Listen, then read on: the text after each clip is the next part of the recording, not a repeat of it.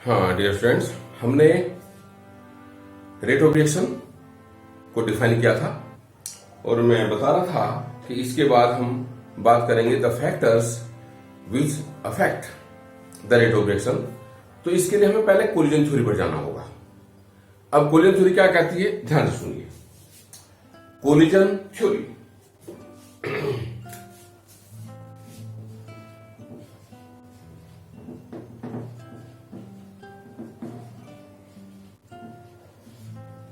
Collision theory क्या कहती है, किसी भी रिएक्शन के लिए रिएक्टेंट्स मॉलिक्यूल में बहुत सारी कोलिजन्स होती हैं।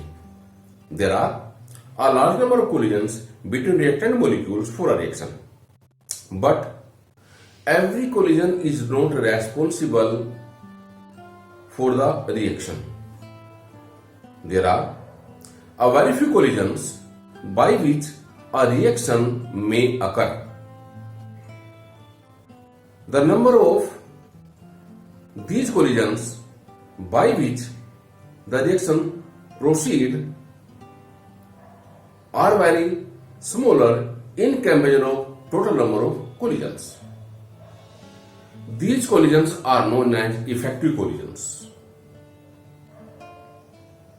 किसी भी रिएक्शन में इफेक्टिव कोलिजन के लिए रिएक्टेंट मॉलिक्यूल्स में जो टोटल कोलिजन्स हैं, जो टोटल कोलिजन होती हैं, बट उनमें से जो इफेक्टिव कोलिजन होगा, तो इफेक्टिव कोलिजन होने के लिए रिएक्टेंट मॉलिक्यूल्स में एवरेज एनर्जी से थोड़ी सी ज्यादा एनर्जी की जरूरत होती है।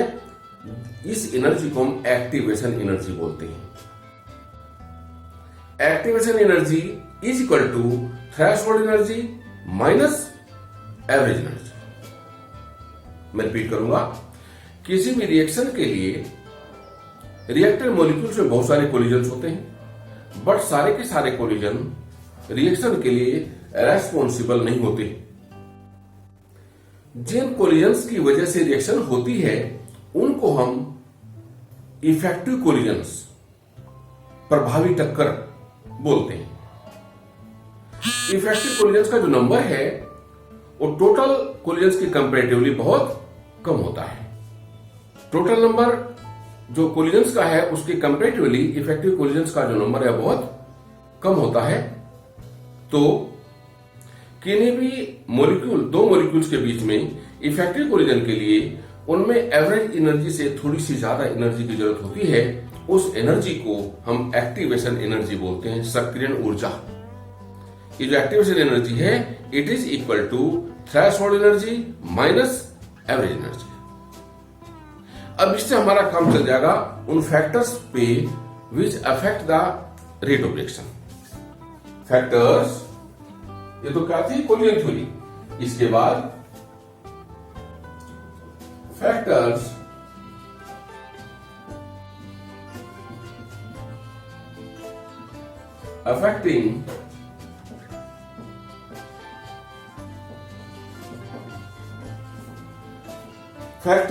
affecting the rate of reaction। 4-5 point है, ध्यान से सुनिए। Number 1, temperature. The rate of reaction is directly proportional to temperature. किसी रिएक्शन में जैसे जैसे टेम्परेचर बढ़ेगा, टेम्परेचर बढ़ने से क्या होगा, रिएक्टेंट मॉलिक्यूल्स के बीच में कोलिजन्स की पॉसिबिलिटी बढ़ जाएगी, जिसकी वजह से नंबर ऑफ इफेक्टिव कोलिजन भी बढ़ेगा। नंबर ऑफ इफेक्टिव कोलिजन बढ़ेगा तो रेट ऑफ रिएक्शन भी बढ़ जाएगा। Therefore we can say the rate of reaction is directly proportional to the temperature.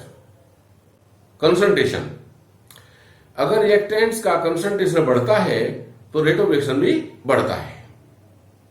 Concentration बढ़ेगा तो नंबर ऑफ मोल्स बढ़ेंगे, नंबर ऑफ मोल्स बढ़ेंगे तो कोलिजन्स बढ़ेगा, कोलिजन बढ़ा तो इफेक्टिव कोलिजन्स की पॉसिबिलिटी भी बढ़ जाएगी।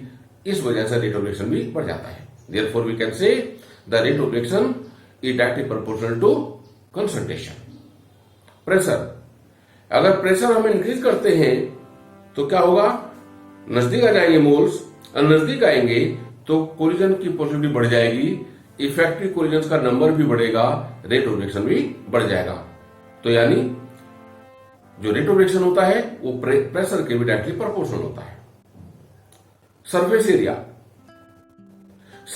जितना ज्यादा होगा रिएक्शन के रेट उतना ही ज्यादा होता है।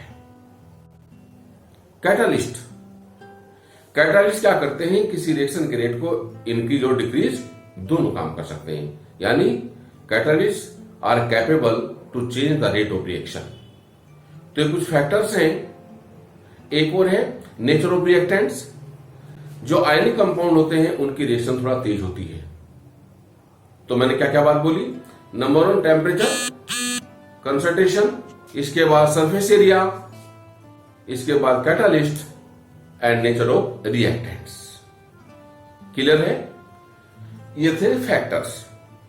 इसके बाद हम कुछ चीजें और डिफाइन करेंगे इसमें। सबसे पहले है एक्टिव मास।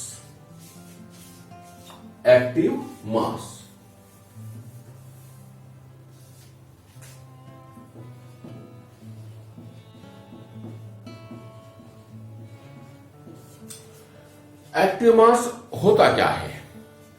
मोलर कंसंट्रेशन को एक्टिव मास कहते हैं। यानी क्या डेफिनेशन होगी? It may be defined as the number of moles of a solute dissolved per litre is known as active mass of that solute. आप सोल्यूट के mass को molar mass से डिवाइड कर दिए तो नंबर ऑफ मोल्स आ जाएंगे। Volume से divide कर देंगे तो क्या आएगा? Active mass, and it is represented in square bracket. इस तरह देखिए, समझ करिए, यानी active mass of A is equal to mass of A upon molar mass